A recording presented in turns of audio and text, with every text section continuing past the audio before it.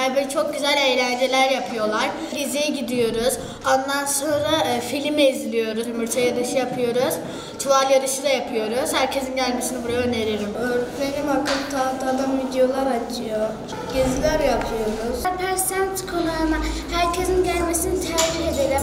Burada çok güzel etkinlikler, öğretmenlerimiz bize güzel filmler, burayı güzel Kur'an öğrenmek için size tercih ederim. Burada çok güzel etkinlikler yapılıyor. Geziye gidiyoruz, oyun